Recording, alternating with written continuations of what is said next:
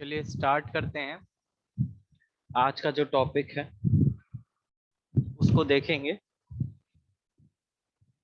अब तक जो है आप लोगों ने पढ़ा था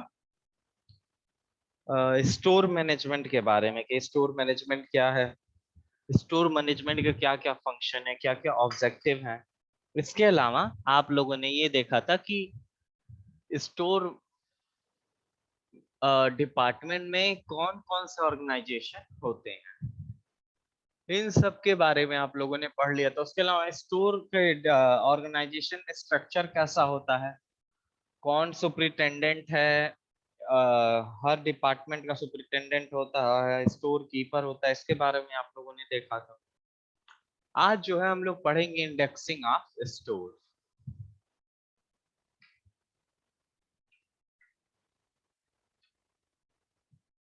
इसको हिंदी में जो है इंडेक्सिंग ऑफ स्टोर्स, इसको कहते हैं भंडार का सूचीकरण।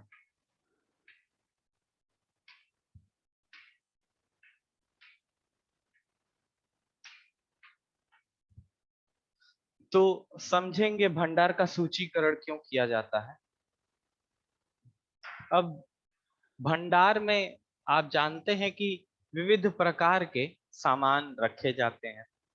अब सामानों को अगर हम उनकी उचित अवस्था पे नहीं रखेंगे या फिर उनका सूची नहीं बनाते हैं, सपोज कीजिए, तो हमें पता नहीं चलेगा कि कितनी मात्रा में जो है सामान है हमारे भंडार में।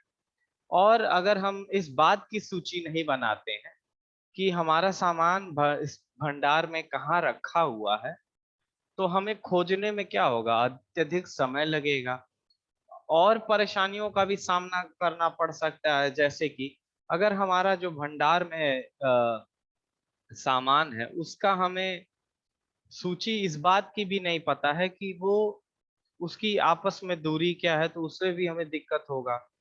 सूची बनाने का मुख्य उद्देश्य क्या होता है भंडार में, कि हम लेखा जोखा रखते हैं, वस्तुओं को जो हम भंडारण कर रहे होते हैं उनका लेखा जोखा रखते हैं। लेखा जोखा का क्या अर्थ है, वो किस प्रकार की वस्तुएं हैं, वो कहाँ पर रखी हुई हैं और उनकी मात्रा क्या है, वो ज्वलनशील तो नहीं, वो अज्वलनशील तो नहीं, वो केमिकल्स तो नहीं। ये सारा लेखा जोखा जो है वो इंडेक्सिंग में की जाती है। अब इंडेक्सिंग करने के फायदे क्या होते हैं। इंडेक्सिंग का फायदा ये होता है कि आपको जो सामान है वो आप एक इंडेक्सिंग फाइल बना लेते हैं, ठीक है, रजिस्टर भी बनाया जा सकता है भंडार गृह का।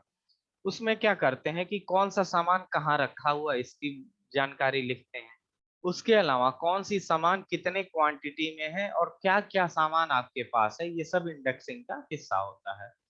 अब देखिए इंडेक्सिंग करने का बहुत सारा तरीका हो सकता है। उदाहरण के लिए मान लीजिए हम लोग बोल्ट को दर्शाते हैं बी से, तो जितने भी बोल्ट होंगे उनको बी से दर्शा दिया जाएगा। खाने मान लीजिए बने हैं, ठीक है, मान लीजिए आपके पास रैक है,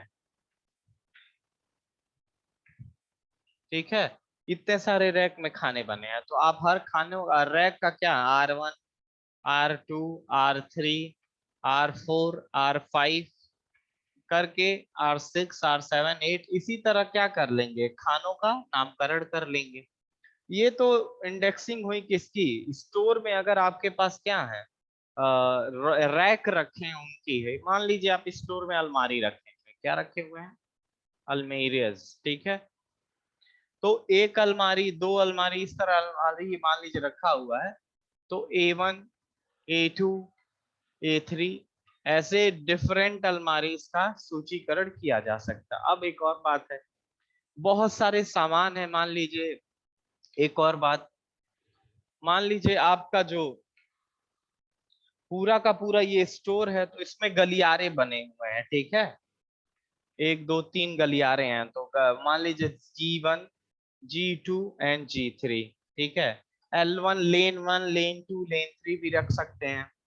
और उसके अलावा सामानों का ये तो वर्गीकरण हो गया या सूचीकरण कहा जाए, रैक का, लेन का और क्या नाम है, अलमारियों का, और भी बहुत सी चीजों का जहाँ पे सामान रखा जाता है उसका वर्गीकरण, सूचीकरण मैंने आपको बताया। ऐसे सामानों का भी सूचीकरण किया जाता है। उदाहरण के लिए, अब मान लीजिए आपके पास 3 कलर के बॉल हैं, तो एक रेड है, एक ग्रीन है और एक वाइट है। तो इस तरह का RGW कोड इस्तेमाल किया जा सकता है। किसके लिए? इनके सूचीकरण के लिए। मान लिया रेड वाला जो बाल है वो 4 है, ग्रीन वाला बाल 5 है, तो ऐसे आप दर्शा सकते हैं। ठीक है, तो सूचीकरण का आप तरीका देख सकते हैं। अब आप कहेंगे सर जी यहाँ पे भी आर है, यहाँ पे भी आर है, तो बदला जा सकता है। जैसे उदाहरण के लिए सॉकेट, अगर मान लो है सॉकेट, इसको एस से रिप्रेजेंट कर रहे हैं, और शाफ्ट भी है आपके पास, तो कुछ चेंजेस कर लेते हैं। फॉर एग्जांपल यहाँ एस एच ले लेंगे। क्या ले लेंगे? S H. सॉकेट को अगर एस से रिप्रेजेंट कर रहे हैं तो शाफ्ट को एस एच। अगर सिमिलर नेम वाले कंपोनेंट्स आपके पास हैं तो उनकी इंडेक्सिंग करना हो तो उनका इंडेक्सिंग सेम वर्ड्स के अलावा हम कुछ डिफरेंट चेंजिंग कर लेते हैं वर्ड्स में। For example starting was the same, for example S, लेकिन हमने शाफ्ट के लिए एस एच इस्तेमाल कर लिया और सॉकेट के लिए एस। तो ये तरीका क्या है? इंडेक्सिंग का होता है। अब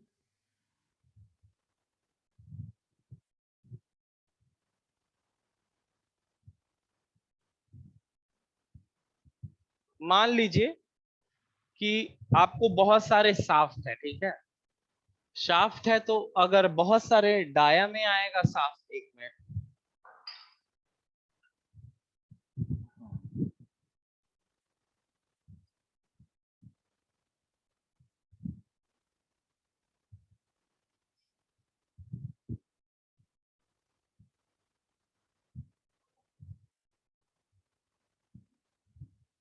अब देखो शाफ्ट है, ठीक है, तो 510, ठीक है, मतलब 10 mm डाया का, SH20 लिखा हुआ है तो मतलब 520 है, SH30।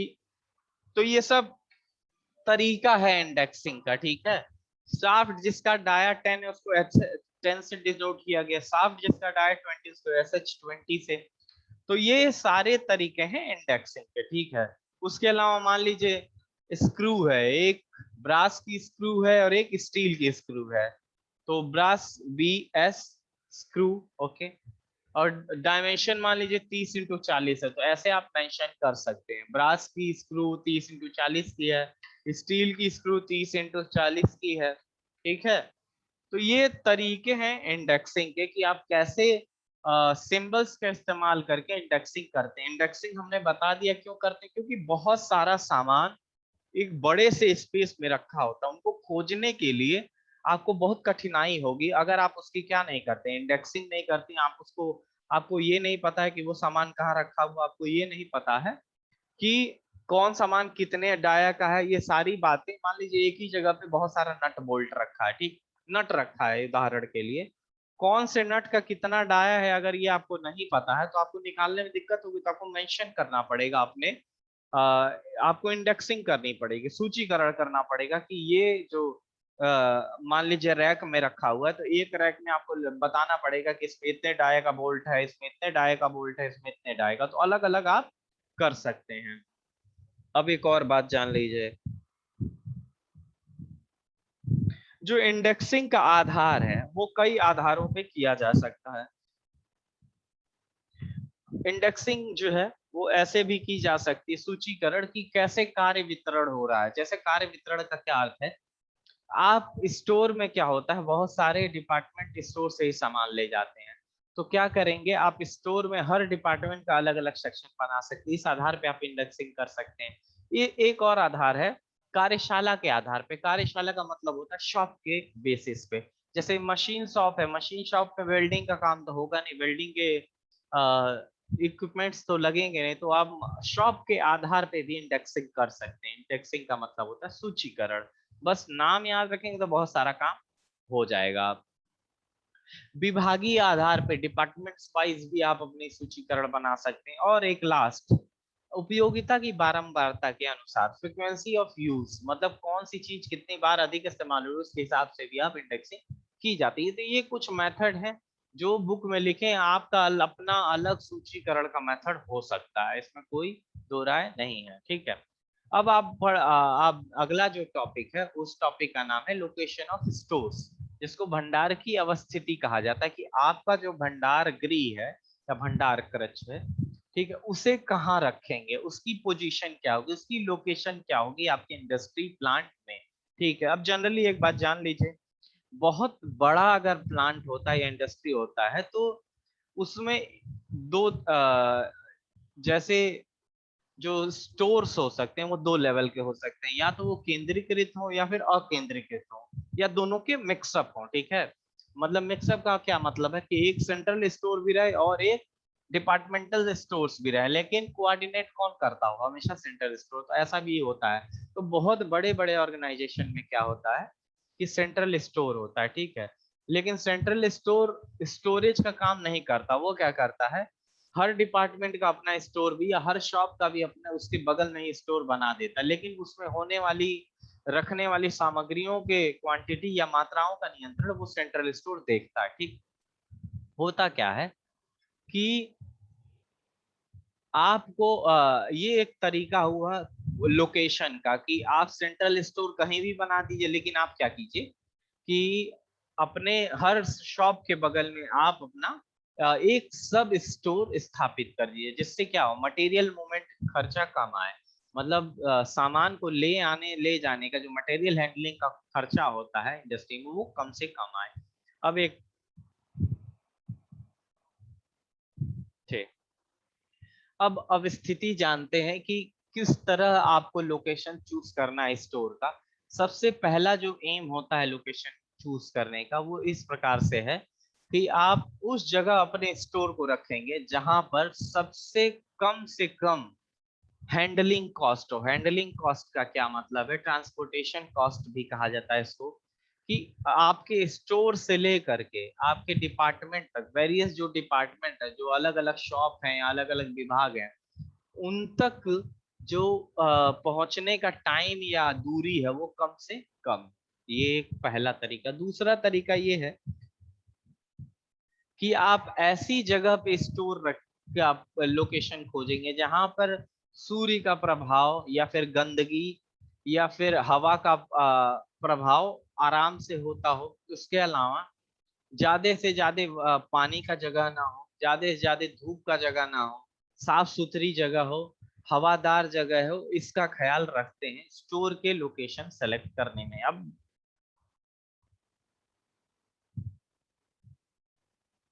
और एक और बात है, जहां पे चोरी का डर ना हो वैसी भी जगह स्टोर को रखा जाता है। ऐसा नहीं है कि पूरी इंडस्ट्री में सबसे कोने में ले जा करके रख दिए स्टोर को जहां पे कोई आता जाता ना हो और चोरी के ज्यादा चांसेस हो।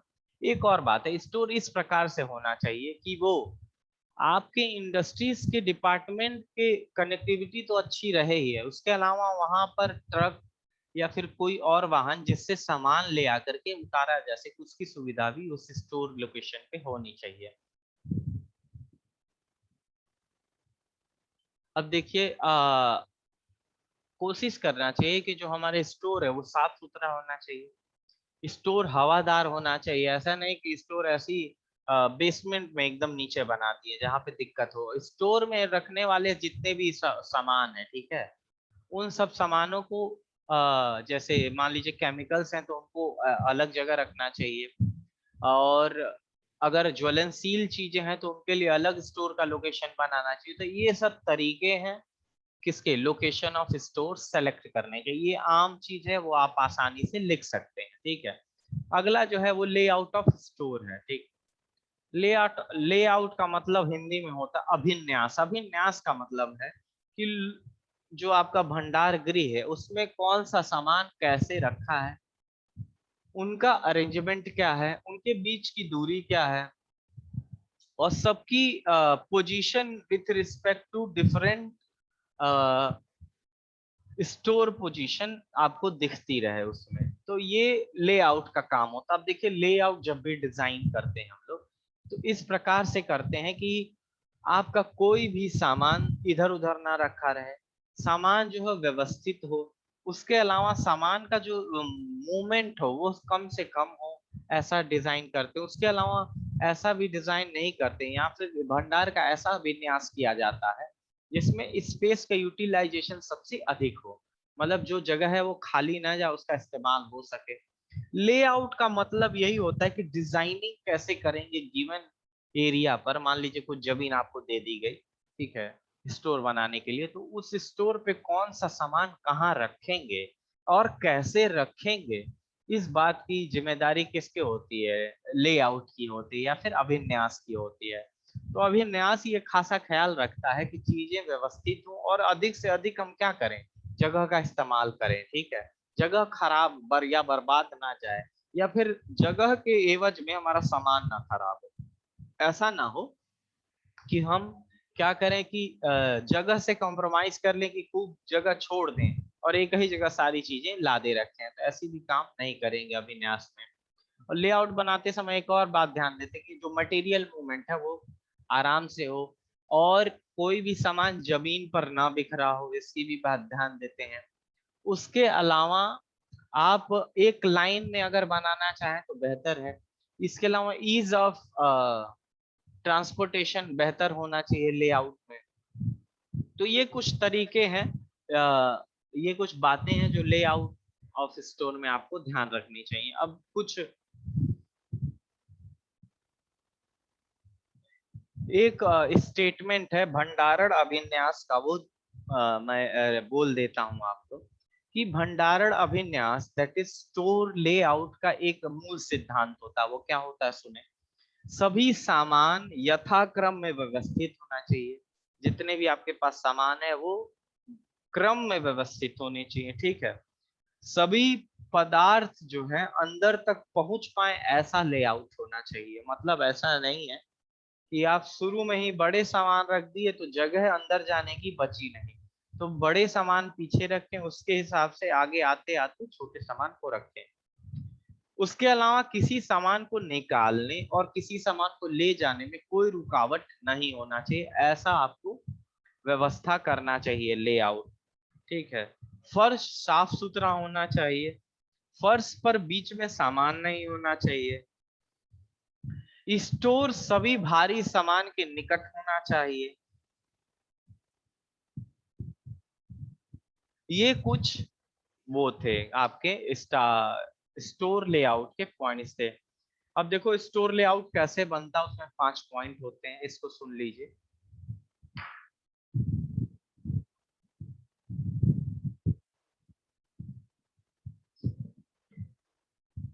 हम एक स्टोर लेआउट का आपको फिगर पीछे अभी बना देंगे, आप उसको देखेंगे। आप देखिए जो भी स्टोर का लेआउट है उसको योजनाबद्ध तरीके से बनाया जाता है, प्लानिंग के थ्रू बनाया जाता है। ऐसा नहीं है कि बिना प्लानिंग के बैठ गए और कुछ भी कहीं बना दिया, तो प्लान करना बहुत जरूरी होता है। दूसरा काम जो है, कभी भी स्टोर लेआउट जब बनाते हैं तो एफिशिएंसी का अधिक ध्यान देते हैं। एफिशिएंसी का क्या मतलब है कि जो मटेरियल मूवमेंट है वो कम से कम हो, कम से कम फोर्स लगे उसको मूव करने में एक जगह से दूसरी जगह, नहीं तो आपका थकान या कॉस्ट बढ़ जाती है, ठीक है। दूसरा, आप स्टोर के नियमों को फॉलो करें जब आप स्टोर का लेआउट बना रहे हैं, ठीक है। भंडार के नियम होते हैं कुछ जिनको फॉलो करना पड़ता है। यातायात जो योजना है वो बेहतरीन होना चाहिए ताकि जो मटेरियल मूवमेंट है वो स्मूथली फ्लो कर सके। और जो मटेरियल आ रहे हैं भंडारण गृह में, उनकी इंस्पेक्शन की भी सुविधा होनी चाहिए आपके स्टोर के लेआउट में। ये कुछ पॉइंट्स थे किसके, स्टोर के लेआउट से। अभी मैं स्टोर का लेआउट बनाऊंगा उसके पहले एक और टॉपिक है छोटा सा, वो आप देख लें। वो ये कहता है कि भंडार की सुरक्षा का क्या प्रावधान है भंडार के मैनेजमेंट में, ठीक है, क्यों जरूरी है भंडार की सुरक्षा। तो अब आप जानते हैं कि भंडार में क्या होता है, हमारा पूंजी होता है एक तरह से, हम अपने सामान को रखते हैं, और अगर सामान को कोई भी क्षति पहुंचती है तो इनडायरेक्टली क्या होगा, आपकी पूंजी को क्षति होगा वो डायरेक्टली। तो इसलिए भंडार की सुरक्षा एक बहुत इंपॉर्टेंट पॉइंट है किसमें, भंडार प्रबंधन में। तो एक एक करके आप ध्यान से हर पॉइंट्स को समझेंगे कि सुरक्षा में क्या क्या बातें जरूरी होती हैं भंडार के। पहला जो बात है वो ये कहता है कि ताला की व्यवस्था होनी चाहिए, ठीक है। दरवाजे मजबूत होने चाहिए, ऐसा ना हो कि ताला नहीं लगा है और कोई भी आकर के सामान उठा ले जा रहा है। दरवाजे मजबूत मतलब चोर ना तोड़ पाए, इसके लिए कहा गया है। खिड़की रोशनदान होना चाहिए, ठीक है, ताकि हवा जो है पास होता रहे बंद होने के बावजूद भी। Ventilation is very important for what, humidity control. जब जहां भी आर्द्रता को कंट्रोल करना हो तो वहां वेंटिलेशन की बहुत जरूरत होती है।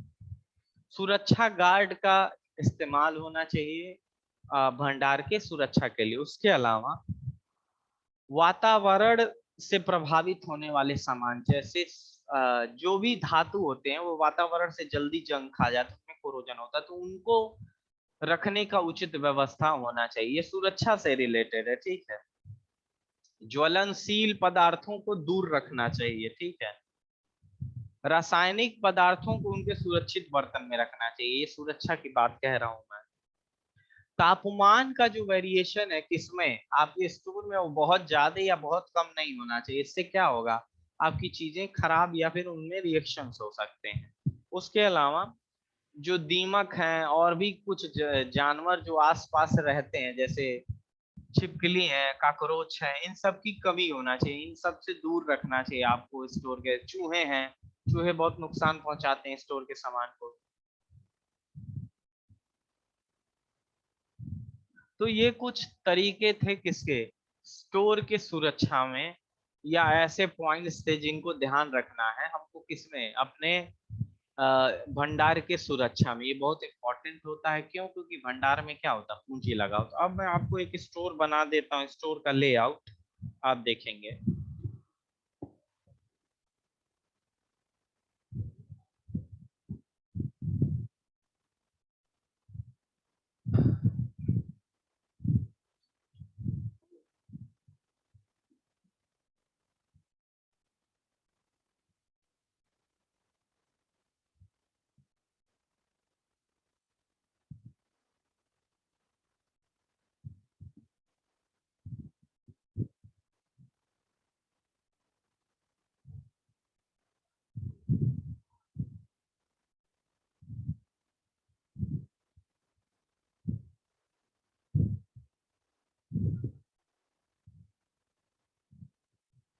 चले,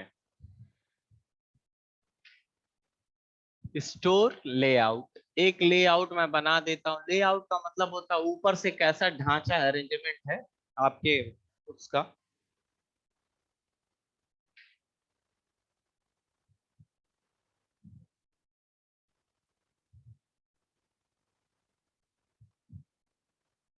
ये आपका स्टोर है, देखें।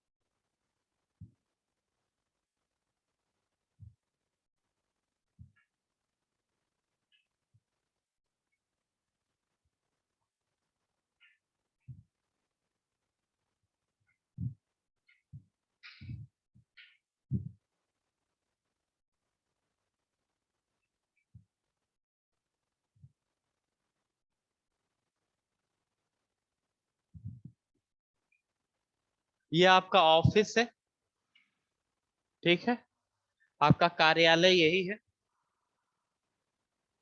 ये रिसीविंग स्टेशन है,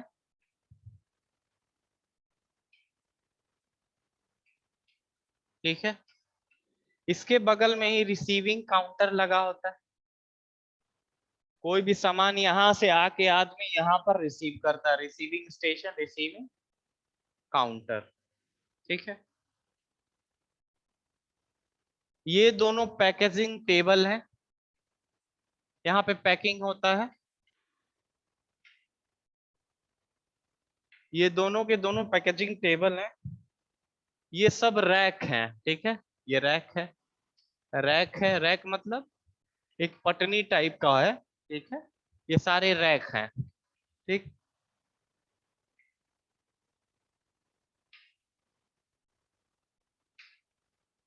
और जो एरो से दिखाया गया है वो आने जाने के रास्ते हैं कि आप जा सकते हैं उसके अलावा। ठीक है, वो खाली जगह है जिनमें आने जाने के रास्ते हैं। ये शिपिंग पैलेट है, यहाँ पे कोई सामान आएगा और इधर से सामान जाएगा, ये शिपिंग स्टेशन है।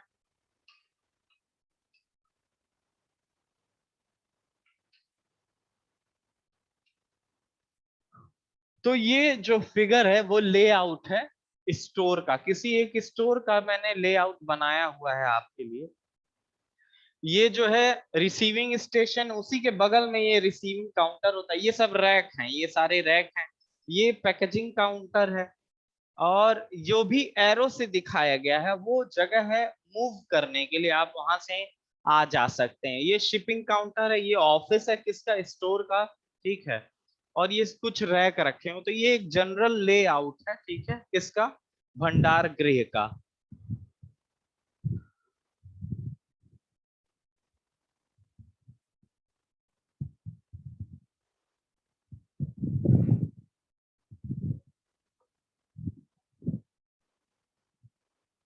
अब अगली क्लास में हम लोग इन्वेंट्री के बारे में पढ़ेंगे। इन्वेंट्री का मतलब होता है कि भंडार में कितना स्टॉक है, ठीक है, इसके बारे में पढ़ेंगे। कभी भी स्टॉक का जो लेवल होता है किसी भंडार में, ना वो तो बहुत अधिक होना चाहिए ना तो वो बहुत कम होता। अधिक होगा तो क्या होगा देखें जरा। अधिक होता है तो अधिक पैसा आपका लगा रहेगा, आपका पैसा फंसा रहता है, ठीक है। कम रहेगा तो आपका काम रुक जाएगा। तो इतना लेवल होना चाहिए किसी भी भंडारण में, स्टॉक का, भंडार में, कि आपका जो काम हो वो सुचारू रूप से चलता भी रहे और अधिक पैसे भी ना खर्च हो। ठीक है, तो आगे आने वाली क्लास में हम देखेंगे कि इन्वेंट्री क्या होती है, इन्वेंट्री को कैसे मैनेज किया जाता है। एक रीऑर्डर क्वांटिटी होती है, एक ईओक्यू होता है, इकोनॉमिक ऑर्डर क्वांटिटी होती है, उनके बारे में पढ़ेंगे।